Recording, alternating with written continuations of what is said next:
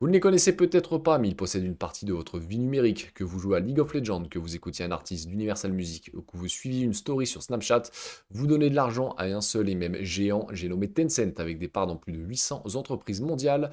Le géant de Shenzhen est devenu l'investisseur le plus puissant et le plus discret de la planète. Voici comment une petite messagerie de 1998 a fini par acheter une partie du monde.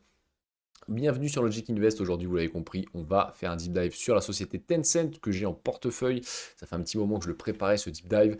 N'hésitez pas d'ailleurs à vous abonner si vous aimez ce genre de contenu. Si vous voulez retrouver ce deep dive totalement gratuitement, il sera sur mon Discord, le Discord communautaire. Donc vous allez dans le premier commentaire épinglé. Vous avez le lien de tous mes réseaux. Vous venez sur le Discord et vous retrouvez le lien du GDoc. Ça pourra vous aider aussi à recréer votre thèse d'investissement, à l'améliorer parce que c'est important d'investir avec des tests, c'est ce qui vous fera renforcer quand d'autres voudront vendre. Et hop, on va faire une partie sur ce GDoc et on ira bien évidemment faire une partie, on ira voir le quantitatif, la valorisation, etc. sur Bagger. En parlant de Bagger, je suis partenaire Bagger depuis quelques temps maintenant, donc si vous voulez retrouver, tout simplement, c'est la meilleure app pour faire du stock picking. Vous avez aussi une partie portefeuille, une partie où vous pourrez gérer vos watchlists. Vous avez aussi les calendriers des earnings. Et on a le bazooka pour moi communauté, où vous avez tout simplement toutes les thèses de la communauté Bagger qui sont mises et vous en avez quasiment 50 par mois. Donc dès que vous allez vouloir investir, vous avez forcément une thèse sur quasiment vos entreprises. Vous avez aussi 200 euros à gagner pour les meilleures thèses. Vous avez, comme j'ai dit, les earnings et vous avez la calculatrice des intérêts composés. Vous avez les portefeuilles des super investisseurs, clairement. C'est l'app la plus complète du marché et c'est seulement 150 euros à l'année. Vous avez 10% avec mon petit lien. Donc n'hésitez pas à aller dans la description de la vidéo. Vous avez le lien d'affiliation. Vous avez 10% grâce à mon code. Faisez en plus. Prenez les 14 jours gratuits, vous avez 14 jours complètement gratuits, il n'y a pas besoin de carte bleue, vous mettez juste vos mails, donc vous faites une petite main pendant 14 jours, et après vous serez accro et vous allez hop, vous abonner, vous verrez, et ça va vous changer la vie. Clairement. Donc ce qu'on peut dire sur Tencent, c'est un géant technologique mondial fondé en 1998 à Shenzhen. Initialement lancé comme une startup de messagerie, l'entreprise est devenue un leader incontournable de l'Internet, des jeux vidéo et des services financiers. Donc on a la fondation en 1998, comme je l'ai dit, le lancement de QQ en 1999, premier service de messagerie instantanée populaire en Chine, investissement crucial du Sud-Africain Nasper en 2021, ils avaient besoin absolument de fonds, introduction en bourse le 16 juin 2004 à la bourse de Hong Kong et lancement de WeChat, on reviendra après sur WeChat en 2011, transformant l'entreprise en un écosystème mobile global. Les pivots stratégiques majeurs de la société dès 2005. Tencent capitalise sur sa base d'utilisateurs via la vente de biens virtuels et d'avatars. Le super écosystème WeChat, intégration des réseaux sociaux et des paiements mobiles via WeChat Pay, rendant l'application indispensable au quotidien. Clairement, ce qu'il faut comprendre sur Tencent, c'est un mélange de méta avec son réseau social Facebook et WhatsApp, et un petit peu de Microsoft aussi avec le cloud et la partie jeux vidéo. Mais c'est clairement le premier réseau social en Chine. La domination mondiale du gaming, la stratégie massive d'investissement et d'acquisition de studios internationaux. C'est aussi le leader de studios de jeux vidéo au monde, clairement. C'est Tencent qui est loin devant tout le monde. Le portefeuille d'acquisition et investissement, parce que Tencent c'est une holding et elle investit dans plus de 800 entreprises. Voici les plus notables. On a l'acquisition complète de Riot Games, le papa de League of Legends et Valorant. On a l'Epic Games à 40% du capital, c'est ceux qui ont le moteur Unreal Engine et ceux qui ont créé Fortnite. On a Supercell avec tous leurs jeux mobiles, Clash of Clans, Clash Royale, j'ai perdu les autres noms. On a Universal Music, 20% du capital, leader mondial de la musique. On a des parts dans Ubisoft aussi. À un moment, beaucoup de gens disaient que Tencent allait racheter Ubisoft. Pourquoi? C'était pas parce qu'ils étaient intéressés par la boîte, c'était surtout pour récupérer le catalogue. Ça s'est pas fait, mais ça sera peut-être un petit peu plus tard. On a Snap Inc. aussi, c'est les créateurs et la société mère de Snapchat. On a des parts dans Reddit, on a des parts dans Discord, on a des parts dans Tesla, on a des parts dans JD.com. Et à la fin de l'année 2025, la valeur totale de participation de Tencent dans des entreprises extérieures, excluant ses propres filiales, est estimée à 1000 milliards de yuan, soit environ 134 milliards d'euros. Ce chiffre varie parce que vous avez des sociétés cotées en bourse, des sociétés non cotées en bourse, et la valeur de ces boîtes varie. Donc, ce chiffre-là est à prendre avec des pincettes parce qu'il va varier mois après mois. On a en 4 aussi des défis récents et résilience. Pourquoi? Parce que Tencent est une société chinoise. On a eu énormément de réglementations en 2021. On a eu un durcissement des lois sur le temps de jeu et des mineurs et un gel temporaire des nouveaux jeux. Ce qui a propulsé Tencent, je crois, à 8 ou 9 de PE à un moment donné. Enfin, c'était de la folie. On a eu des pressions géopolitiques aussi, hein. On a eu une inscription sur une liste noire américaine pour des liens présumés avec l'armée chinoise. Et on a la stratégie de rebond de Tencent, c'est qu'on a un développement massif dans le cloud et les services B2B. On a de l'investissement dans l'IA et les modèles de langage Winyuan, donc ils ont développé leur propre IA. Et on a aussi la reprise de la croissance début 2025 grâce au retour des autorisations de jeux en Chine. Donc on va le voir, parce que bien évidemment sur mes deep dive, je crée un segment les 3 plus gros risques. À chaque fois je le dis, il faut noter les risques de vos sociétés. Parce que chez Tencent, on a des risques et on les a vus notamment en 2021. Donc on va passer directement au revenu, segment de revenus. Pourquoi? Parce qu'on a besoin de comprendre comment la société gagne du pognon. Donc l'entreprise est coupée en 3 segments de revenus. En premier, on a le value add service, hein. Pour bien comprendre cette machine à cash, il faut la diviser en 2 piliers distincts complémentaires, les jeux en ligne et les réseaux sociaux. Donc le jeu vidéo, le leader mondial, c'est la partie la plus visible et la plus lucrative. Tencent ne se contente pas de posséder des jeux, il gère des écosystèmes.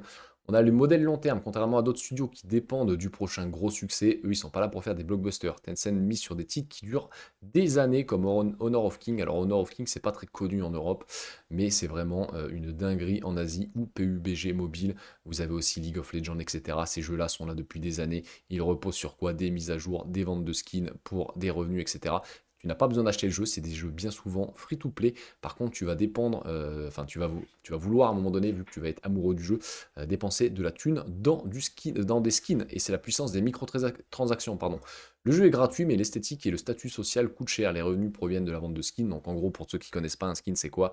C'est tu vas, je sais pas, tu vas jouer un personnage dans League of Legends, style Garen. Tu vas vouloir pouvoir l'habiller entre guillemets, quoi. Tu vas avoir une carte et tu vas avoir des habits. C'est visuel, ça ne sert à rien du tout, mais ça rapporte du pognon. Et c'est exactement pareil pour les passes de combat. Et c'est un flux de revenus extrêmement stable et à forte marge. Parce que en gros, bah, tu fais ton skin il t'a coûté X euros à faire avec un dev, et après tu le vends à des millions de personnes. Ça, c'est extrêmement rentable. L'expansion internationale en 2025, les revenus des jeux à l'international ont franchi le cap symbolique des 10 milliards de dollars portés par des succès comme Wuthering Wave et les titres de Supercell. Alors Wuthering Wave, je sais plus trop ce que c'est comme jeu là, c'est une espèce de, je sais pas, c'est peut-être pas un gacha, mais ça a l'air d'être un jeu un peu comme ça, je crois. J'avais vu un truc dessus. Je me suis pas trop penché sur la question. Mais apparemment, il a pas mal marché. Moi, j'ai vu des 2-3 images. Bon, ça me hype pas plus que ça, mais voilà. On a aussi les réseaux sociaux, l'écosystème WeChat et QQ. Ici, on parle pas de publicité, qui appartient à un autre segment, mais de ce que les utilisateurs achètent à l'intérieur de l'application, l'économie virtuelle. Les utilisateurs, pardon, achètent des cadeaux virtuels pour les streamers sur des vidéos accounts et le concurrent de TikTok intégré à WeChat ou des objets pour leur avatar sur QQ. Donc c'est vraiment, c'est entre guillemets un mix un peu avec comment dire, le métaverse de Mark Zuckerberg. Il n'y a pas besoin de mettre de lunettes, mais c'est clairement un metaverse. Et toute la population chinoise se retrouve dans l'écosystème WeChat et QQ. Tu peux totalement tout faire, que ce soit des avatars, etc., les messages. Ils sont vraiment en avance là-dessus.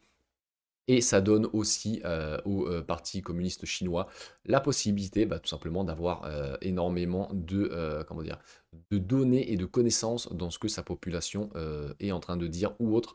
Donc, pour moi, Tencent, c'est clairement une boîte qui est à la botte et à la solde aussi bah, comment dire, du Parti communiste chinois, et il faut le noter.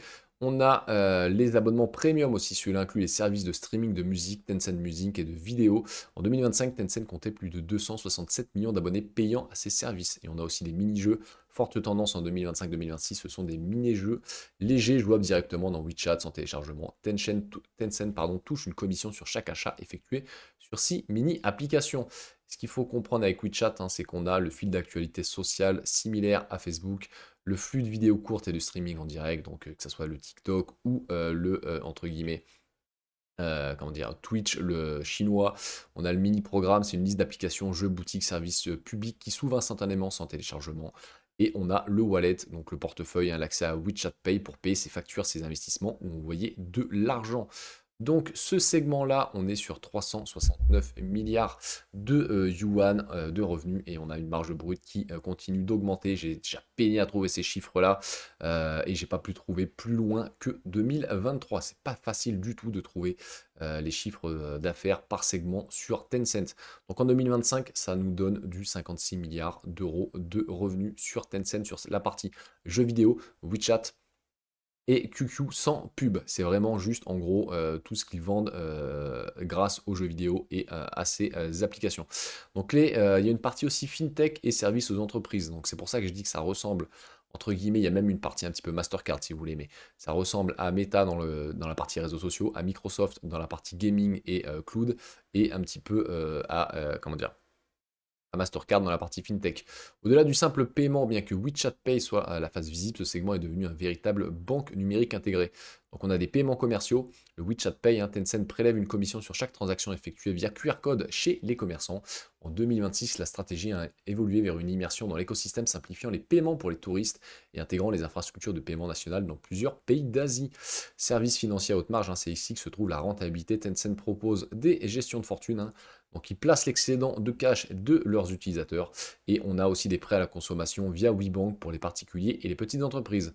On a des services aux entreprises, l'ère de l'IA et du cloud. Tencent Cloud a franchi une étape historique en 2025 en atteignant la rentabilité à grande échelle. Le segment cloud n'était pas comment dire, rentable chez Tencent avant 2025.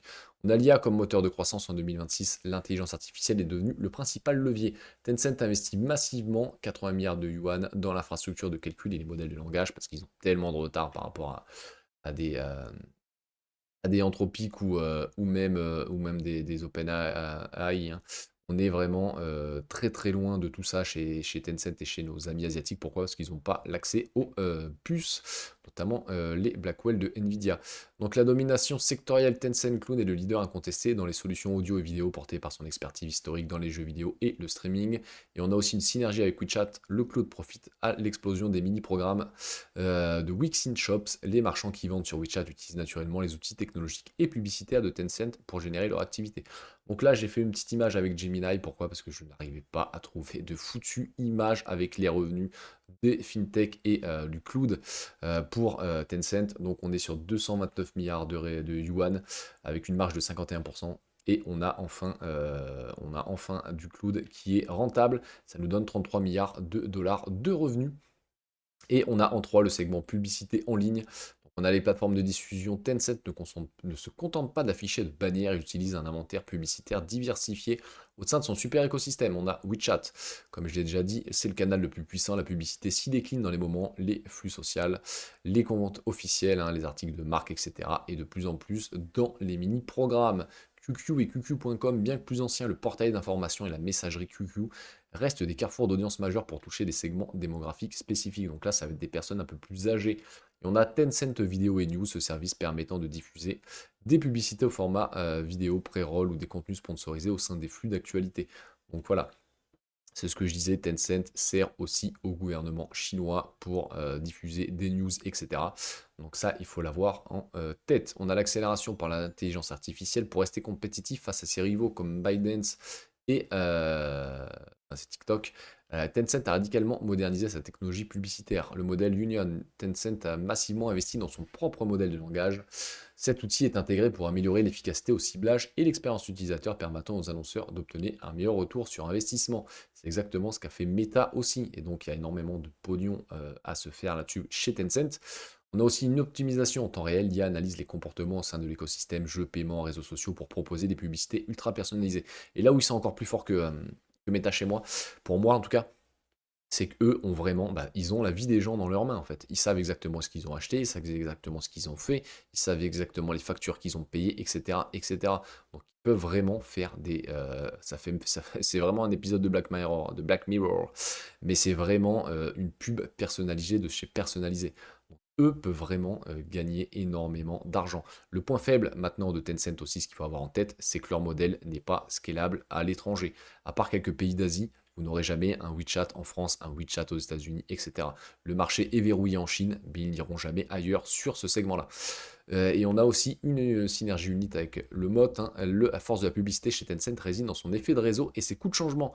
On a des données de première main comme les utilisateurs utilisent WeChat Pay pour presque tout. Tencent possède des données de consommation extrêmement précieuses, hein, c'est ce qu'on vient de dire, et le cycle fermé, pareil, une pub sur WeChat peut mener directement à un achat via mini-programme et un paiement via WeChat Pay, le tout sans jamais quitter l'application. Ce parcours utilisateur fluide est un argument de vente massif pour les annonceurs. Donc on a pareil, ce segment de pub qui n'est entre guillemets que de 21 milliards, qui est quasiment 2 fois inférieur au segment jeux vidéo. Et je pense que ce segment-là peut faire x2 dans les 5 ans largement, assez facilement, avec tout ce que je viens de vous expliquer tout simplement. Maintenant, on va passer au plan du board. Donc, ce que nous a annoncé le board pour les 3 prochaines années, on a en 1 la révolution IA comme moteur de profit, j'ai envie de dire un petit peu comme toutes les boîtes, hein. Le board a officiellement fait de l'IA le nouveau volant d'inertie de la rentabilité du groupe. On a une monétisation intelligente, comme je viens de vous dire, notamment pour les pubs. En efficacité interne, Tencent prévoit d'utiliser l'IA pour automatiser la création de contenu, accélérer le travail des développeurs, ce qui devrait augmenter les marges nettes sur le long terme. Bon, ça, tout le monde nous le dit. Le cloud et le MAS. Le déploiement de l'IA en tant que service pour les entreprises est une priorité pour consolider la position de Tencent, devenue rentable en 2025. On a aussi l'évolution du gaming, stabilité internationale. Pour moi, c'est pas là-dessus qu'il va falloir aller chercher énormément de croissance, même s'ils vont en avoir. Le board délaisse la quête risquée de blockbuster unique au profit d'une stratégie de long terme operation. Donc en gros, c'est quoi? C'est les styles Valorant, les styles League of Legends, du free-to-play avec des Battle Pass, des microtransactions. C'est ce qui est le plus rentable. On a aussi une allocation du capital et rendement pour l'actionnaire pour compenser la maturité de certains segments. Le board a adopté une politique de distribution agressive. En gros, le board, il a fait quoi? Il a augmenté drastiquement le dividende, il a fait du rachat d'actions massif. Pourquoi? Parce qu'on avait un cloud qui n'était pas, comment dire, on avait un cloud qui n'était pas rentable, on avait aussi la pression chinoise sur les jeux, donc ce qui a fait qu'on ira le voir quand on ira voir le quantitatif de la boîte, mais on a un chiffre d'affaires qui avait pas mal baissé, et on nous explique en gros que Tencent va pouvoir regagner énormément de pognon d'ici 2027, donc pour faire patienter un peu tout le monde, ils ont fait une petite politique de rendement à l'actionnaire, et on a l'alignement politique et souveraine technologique. Tencent ajoute ses investissements pour s'aligner sur le 15e plan chinois, priorité nationale, hein. Le groupe se concentre sur les technologies profondes, semi-conducteurs internes, infrastructure cloud, cybersécurité, pour réduire la dépendance aux technologies étrangères. Et on a aussi la régulation. La stratégie consiste à privilégier une croissance prudente et collaborative avec les autorités pour éviter de nouveaux chocs réglementaires. Donc ça, c'est un souci que certaines boîtes américaines n'auront pas, même si on peut voir que FICO, au niveau de la régulation, ils se font target la tronche. Il y a eu un procès aussi chez Google pour le Church, pour essayer de démanteler le Church de Google, etc. C'est pire, j'ai envie de dire, en Chine, mais pour moi, ils ont cette intelligence, même si je suis pas fan du gouvernement chinois, mais ils ont l'intelligence de dire, ok, on a une belle plante, on va l'arroser, et de temps en temps, on coupera une petite feuille et on la mettra dans un vase, quoi. Nous, en France, on a l'Ouest complet, hein, c'est en gros, oh, on a une belle plante, bim, on la rase complet, et bonne chance, c'est ce qu'elle va repousser. Eux, ils ont vraiment cette intelligence-là. Et pour moi, ça me fait pas peur du tout, mais faut l'avoir en tête. Quand vous investissez sur Tencent, il y a des risques, et on va aller les voir après. Maintenant qu'on a vu le plan du board pour les 3 prochaines années, on va aller voir le TAM, le SAM et le SOM. Donc le TAM, le SAM et le SOM, c'est très simple à comprendre. Le TAM, c'est le marché total. Le SAM, c'est le marché adressable, le marché que peut capturer Tencent. Et le SOM, c'est la part de Tencent. Maintenant, on va voir ça dans tous les 3 segments de revenus de Tencent. Et on ira voir aussi la potentielle croissance. Donc le TAM du jeu vidéo, parce que Tencent, on l'a dit, c'est le leader mondial de studios de jeux vidéo. Donc on a 53 milliards de dollars en 2024, il devra atteindre 105 milliards d'ici 2032. Pourquoi? Parce que le marché du jeu vidéo, je le répète à chaque fois, mais c'est le marché du streaming plus le marché du cinéma, tout simplement. Le marché adressable, il est la quasi-totalité des 668 millions de joueurs chinois et d'utilisateurs de messagerie sur le segment VAS, plus la totalité du monde pour comment dire, le service jeu vidéo. Et la part de Tencent, leader mondial, Tencent capte une part massive des 1,3 milliard d'utilisateurs de WeChat et ses titres phares comme Honor of King, etc. Donc la part de Tencent va grossir indéniablement dans le jeu vidéo. Par contre, comment dire, dans la part de WeChat et QQ, ça va être très compliqué parce qu'en fait tous les Chinois sont déjà sur la messagerie, donc il n'y aura pas forcément de croissance là-dessus. Donc la croissance future, elle est les jeux vidéo à l'international, hein, croissent plus vite, plus 32%. que le domestique à plus 15%. Une croissance à deux chiffres est attendue pour les 3 à 5 prochaines années sur le segment du JV. En deux, on a le segment FinTech et services aux entreprises. Ce segment regroupe les paiements WeChat Pay et les services cloud.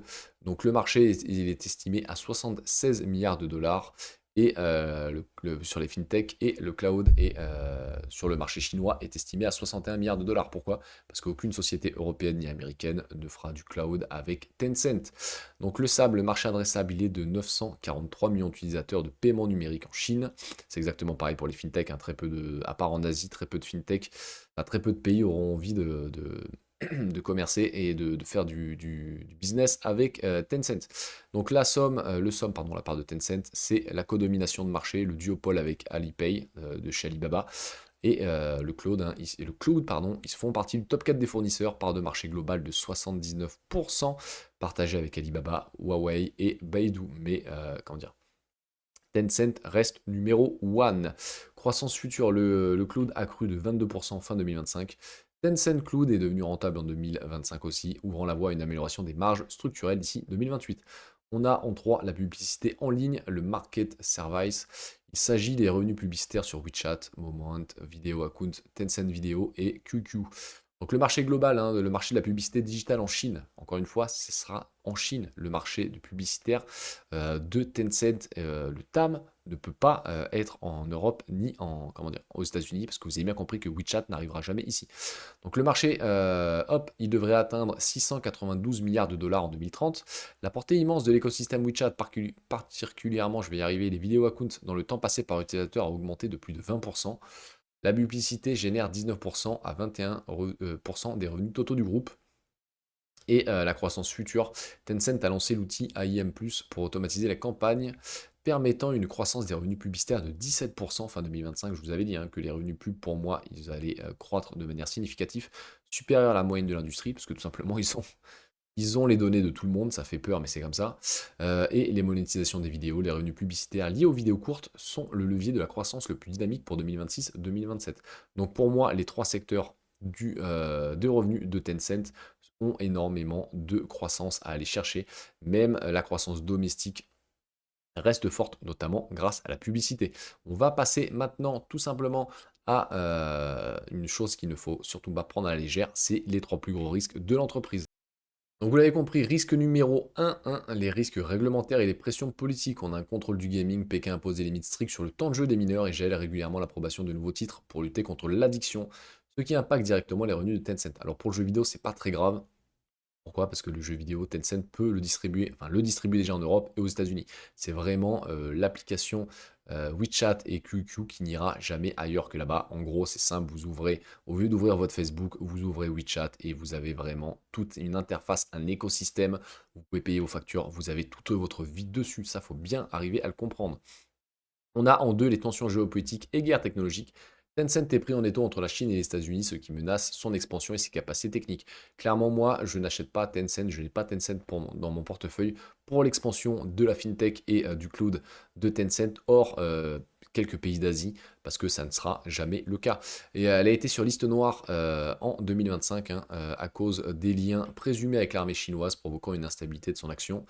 On a l'accès lié à les contrôles de l'exportation sur les puces haute performance, les GPU, ralentissant les développements de ces modèles d'intelligence artificielle, ça je l'ai déjà dit aussi. Et on a aussi des pressions sur le cloud, la concurrence intensifie, notamment avec Alibaba, qui lance des modèles d'IA agressifs, forçant Tencent à augmenter massivement ses dépenses, ce qui pèse sur la rentabilité en 2026. Ils ont exactement les mêmes problèmes que Microsoft, Google et Amazon. Ils se tirent dans les pattes entre eux, mais ça c'est pas très grave. Moi j'ai les deux principales boîtes dans mon portefeuille, ça ne me pose pas de problème. Et en 3, dès que vous investissez en Chine, vous avez le risque de fausse propriété, les structures VIE. C'est le risque le plus méconnu mais le plus fondamental en tant qu'investisseur étranger. Vous ne possédez pas réellement Tencent.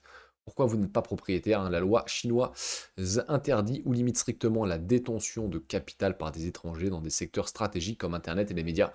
Pour contourner cela, Tencent utilisait une structure et toutes les autres boîtes, toutes les autres boîtes chinoises utilisent la même structure, les variables Interest Entity.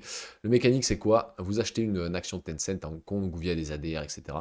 Vous achetez des parts dans une société écran, souvent basée aux îles Caïmans. C'est pour ça que quand vous allez toucher vos dividendes, quand vous allez faire votre déclaration d'impôt, Cocorico, quand Marianne va venir vous toquer à votre petite porte, vous allez devoir déclarer vos, comment dire, vos dividendes aux îles Caïmans et bonne chance parce que moi, je n'arrive pas à trouver la foutue case île Caïmans. Donc, je déclare ça dans un autre pays. Clairement, j'ai pas le choix en fait. Je me dis, bah voilà, hein, si vous êtes inspecteur des impôts, à l'aide. Mais c'est un peu chiant, ça, clairement. On a aussi le danger juridique, hein. Cette structure repose sur un montage contractuel qui n'a jamais été formellement validé par les lois chinoises. Si Pékin décide demain que les structures VIE sont illégales, les contrats deviendront caducs et les investisseurs étrangers perdraient alors tout droit sur les bénéfices de l'entreprise. C'est pour ça qu'il ne faut pas avoir un portefeuille à 50% sur des entreprises chinoises. Il y a un risque. Et on a aussi une déconnexion. Vous n'avez aucun droit de vote réel au sein de la maison mère à Shenzhen et votre investissement dépend entièrement de la bonne volonté du gouvernement chinois à tolérer ce montage. Pourquoi ils ont pour moi intérêt à tolérer ce montage et en fait ils le font et ils n'ont aucun intérêt à ne pas le faire, c'est que ça donne énormément de capitaux aux boîtes chinoises. Elles en ont besoin d'aller chercher des capitaux pardon, sur les marchés. Donc pour moi, ils ont aucune, comment dire, ils ont aucune, ça sert strictement à rien pour eux de couper ça. Mais il faut le savoir, ils ont pas vraiment d'intéressement à le faire, ils n'auraient pas d'intéressement à le faire, il faut quand même le prendre en compte. Et quand vous êtes un bon père de famille ou que vous voulez avoir un portefeuille de bon père de famille, il faut y penser, ça peut être, ça reste un danger. Donc il y a beaucoup de gens qui ne le savent pas. Voilà, quand vous investissez en Chine, c'est ce principal danger qu'il faut avoir en tête. On passe directement à la note du MOT. Et vous l'avez compris, la note est excellente. Pourquoi? Parce qu'on a une entreprise qui est totalement indisruptable sur son marché local. WeChat et QQ n'auront jamais d'Amazon ou de Microsoft ou de Google ou de Meta sur leur terre, tout simplement. Donc l'effet de réseau, le mode le plus puissant avec 1,3 milliard d'utilisateurs WeChat est indispensable. Plus il y a de monde, plus le service est attractif, en rendant la concurrence quasi impossible. Même Alibaba, si vous voulez mettre une messagerie concurrence à WeChat, ferait un bid.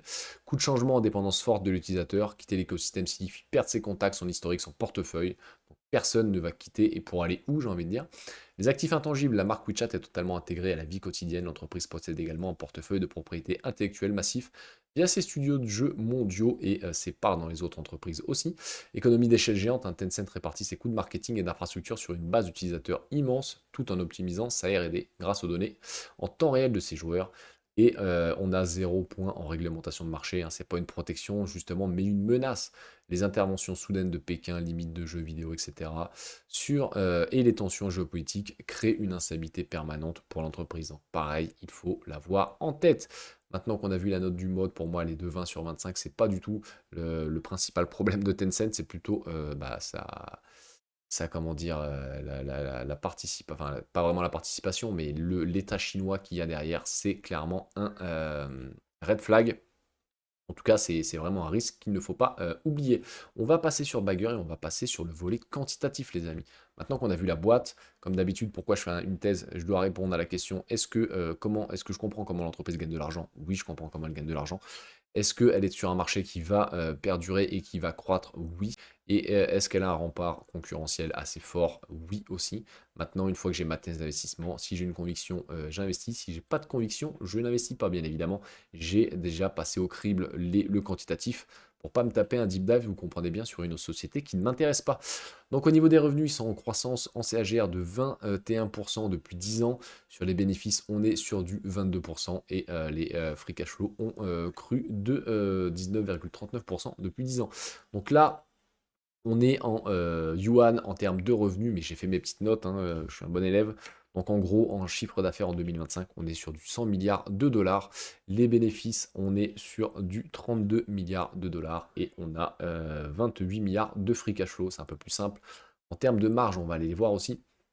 Ça a été très moyen, on va dire, hein, de 2015 à 2022. On a une marge brute qui est pas mal descendue. Et on a une marge brute, justement, qui est en train de remonter. Pourquoi? Grâce, justement, au service pub. Et on a eu énormément, sur cette partie-là, entre 2019 et 2022, énormément de, comment dire, d'investissement dans le cloud. Ça va continuer, mais ils ont réussi à faire remonter leur marge, et ça, c'est bien. On a une marge nette qui se stabilise autour de, on va aller la voir, autour d'une trentaine de pourcents, même si on a une grosse baisse en 2023 à cause aussi des effets de 2021. Ça s'est surtout ressenti en 2022 et en 2023 de la part de Pékin. Sinon, on tourne autour d'une marge entre 25 et 30%. Donc, C'est exactement moi les marges que je recherche. Et la marge de free cash flow, on va aller la voir, on va enlever les rémunérations en actions. Donc on est sur du 20% quasiment de marge de free cash flow, donc c'est très très bien. Retour sur capitaux, pareil, on va aller voir le ROIC, mon principal révélateur qui m'intéresse le plus. On voit qu'on a eu un ROIC qui était vraiment pourri après 2021, merci Pékin.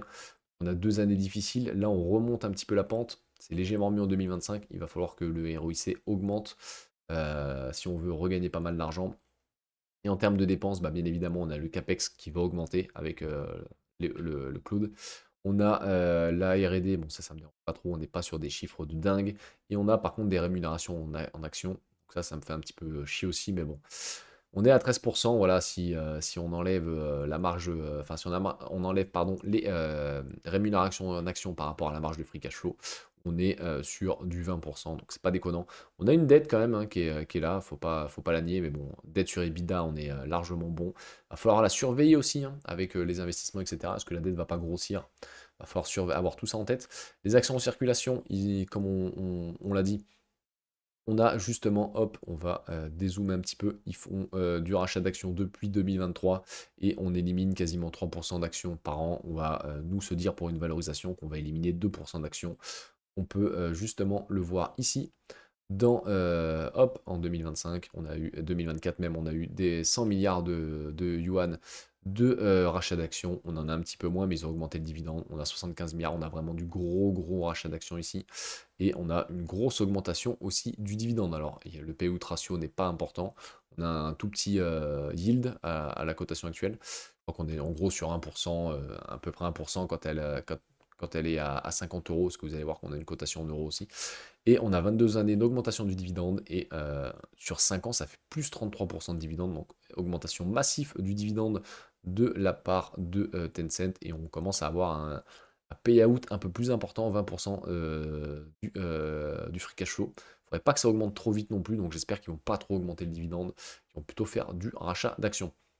Parce que le rachat d'actions, vous pouvez entre guillemets le diminuer, le dividende, c'est un peu plus chiant pour le diminuer, pas du tout un bon signal. Donc ce qu'on peut dire aussi, c'est que le ROIC, il est excellent. Le super ROIC est très très bon. Ça veut dire quoi? Ça veut dire qu'on a une boîte qui travaille de mieux en mieux depuis 1 an, depuis 5 ans, même depuis 10 ans par rapport à son historique avec les premières années où c'était plus compliqué. On a un WACC qui est largement plus faible que le super ROIC, donc ça c'est très bien. Les marges de free cash flow, j'en avais déjà parlé. On a une bonne prévisibilité du chiffre d'affaires. Et on a un petit point rouge, c'est la croissance des free cash flow sur la dernière année. Pourquoi? On l'a dit, il y a énormément de CAPEX. Donc ça, faut l'avoir en tête. Côté valorisation, maintenant, on va passer un petit peu à ma conclusion, moi, sur Tencent. Hop, on va aller là. Et on est tipard. Donc ma conclusion, c'est quoi?